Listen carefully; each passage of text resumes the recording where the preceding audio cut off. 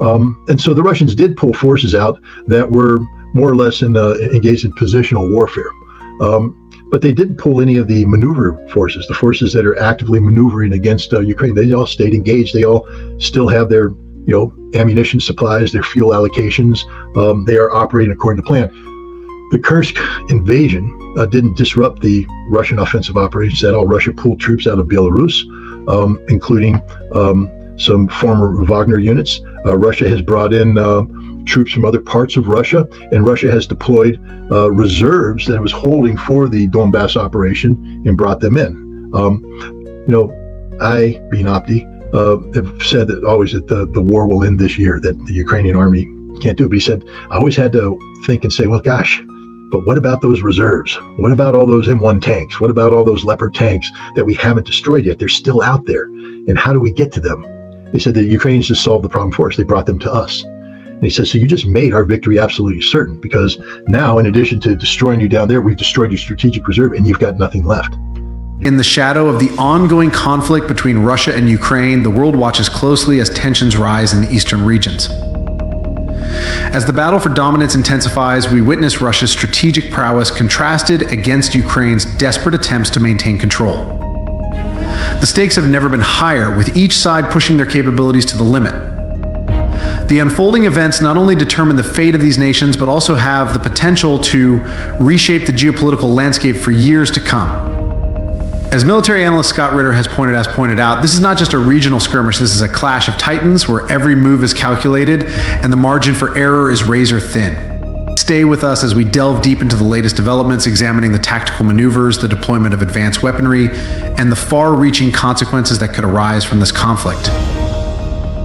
Russia's approach in this conflict has been nothing short of methodical, holding back its most potent strikes while keeping Ukraine on edge with persistent UAV and missile attacks. These are not just random acts of aggression, they are carefully orchestrated operations designed to erode Ukraine's defenses, deplete its resources, and demoralize its forces. The Su-57, Russia's fifth-generation stealth fighter, symbolizes the pinnacle of this strategy.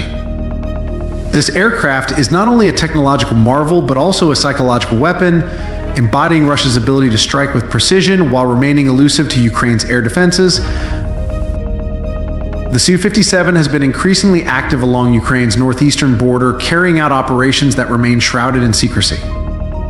These missions are likely testing the Su-57's capabilities in real combat scenarios, a step that could signal a broader deployment of this advanced fighter in the near future. Paired with the S-70 Okhotnik, a heavy stealth UAV, the Su-57 forms a formidable duo that could shift the balance of air power in the region. The S-70, although still in the experimental phase, has shown promise as a force multiplier capable of conducting independent strikes or operating in conjunction with manned aircraft like the Su-57. What we're witnessing here is not just a test of new technology, but a glimpse into the future of warfare. Russia's ability to seamlessly integrate these platforms into its broader military strategy could provide it with a significant advantage, allowing it to execute precision strikes deep within enemy territory while minimizing the risk to its own forces. As Mr. Scott has suggested, the psychological impact of these operations cannot be overstated. The mere presence of the Su-57 in the skies above Ukraine sends a clear message Russia is prepared to escalate this conflict to new heights if necessary.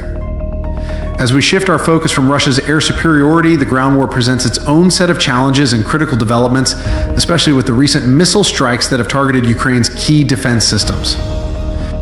The deployment of the Iskander missile system marks a pivotal moment in this conflict, demonstrating Russia's ability to strike with devastating precision. The Iskander, known for its ability to carry both conventional and nuclear warheads, has been a cornerstone of Russia's tactical missile forces for years. Its recent use against the Ukrainian S-300 air defense system is a stark reminder of the imbalance of power in this conflict. The S-300, once a formidable barrier against aerial threats, was obliterated in a single calculated strike, a testament to the Iskander's unmatched accuracy and lethality. This strike was not an isolated incident, but rather part of a broader campaign to degrade Ukraine's defensive capabilities. By targeting such a critical asset, Russia has not only diminished Ukraine's ability to protect its airspace, but also sent a clear signal to Kyiv and its Western allies no part of Ukraine is beyond Russia's reach. The The psychological impact of this strike cannot be overstated. Every successful hit by an Iskander missile reverberates across Ukraine's military command, sowing doubt and fear among its ranks. In response, Ukraine has attempted to hit back with its own strikes, including a series of UAV attacks on the Russian city of Rostock. These attacks, aimed at crippling key infrastructure such as oil depots, are desperate attempts to undermine Russia's logistical capabilities. The recent attack on an oil storage facility in Rostock, which resulted in a massive fire, highlights the lengths to which Ukraine is willing to go to disrupt Russian operations. But this move came with a heavy price when Russian civilian emergency responders arrived to control the blaze. Additional Ukrainian UAVs targeted them, causing dozens of injuries, some of which were severe. This tactic of striking at civilians involved in humanitarian efforts marks a grim turn in the conflict, raising serious ethical questions about the conduct of the war. As Mr. Scott has observed, Ukraine's increasingly aggressive tactics underscore the desperation of its position. By targeting civilian infrastructure and emergency responders, Ukraine hopes to force Russia into a retaliatory spiral, dragging the conflict into an even more destructive phase. Yet this strategy risks backfiring, as it may only serve to harden Russia's resolve and justify even more severe reprisals. With these developments in mind, we turn our attention to the southern front, where the situation in Zaporizhia is rapidly evolving and could soon become the focal point of this conflict. Zaporizhia, a region already scarred by war, now stands on the precipice of a major confrontation. Ukrainian forces have been amassing in strategic locations, preparing for what could be a decisive assault on the Zaporizhia nuclear power plant, a site of immense strategic importance. This facility, one of the largest nuclear power plants in Europe, represents not just a military target, but a potential environmental catastrophe waiting to happen. The risks associated with an assault on this facility are astronomical, yet Ukraine appears determined to press forward. The Ukrainian military has concentrated its forces in the areas surrounding Nikopol, Pataya, Kamyansky, and Kharkiv, all of which provide advantageous positions for launching an attack on the nuclear plant. The plan, as it appears, is to execute a coordinated, multi-pronged assault with forces crossing the Dnieper River at its narrowest point to seize control of the plant. If successful, this operation would not only cut off Russian supply lines, but also establish a Ukrainian foothold on the eastern bank, creating a new front from which to launch further operations. However, the dangers of such an operation cannot be overstated. The Zaporizhia plant is not just a military objective, it is a potential nuclear disaster site. Any fighting in or around this facility risks catastrophic damage, which could have far-reaching consequences not only for Ukraine and Russia, but for the entire region. The possibility of a nuclear meltdown, accidental or otherwise, looms large over any discussion of an assault on this facility. Moreover, the plant is heavily fortified, with Russian forces entrenched in defensive positions designed to repel any assault. These defenses include multiple layers of fortifications, anti-aircraft systems, and a significant Russian military presence. The prospect of Ukrainian forces breaking through these defenses and capturing the plant seems slim, yet the mere possibility is enough to send shockwaves through military and civilian populations alike. Mr. Inspector has warned that the risks involved in attacking such a highly fortified and strategically critical site cannot be taken lightly. Any misstep could result in a disaster of unprecedented scale, making this one of the most perilous fronts in the entire conflict. As we consider the high stakes in Zaporizhia, let's explore the wider implications of this conflict, particularly in regions like Transnistria and Moldova, where similar tensions are brewing. While the focus remains on the critical battlefields of Ukraine, the situation in Transnistria, Moldova's breakaway region, could ignite a new front in this conflict. Transnistria, with its stockpiles of Soviet-era weaponry, has long been a point of contention in the region. Now, with Moldova hinting at the possibility of reclaiming this territory, the region is on the brink of a new and potentially explosive chapter. Recent statements from Moldovan officials suggest that they may seek Ukrainian assistance in this endeavor, effectively outsourcing their military campaign.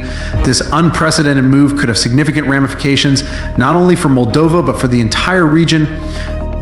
The Transnistrian conflict has the potential to spill over into neighboring areas, drawing in more countries and escalating the conflict far beyond its current scope.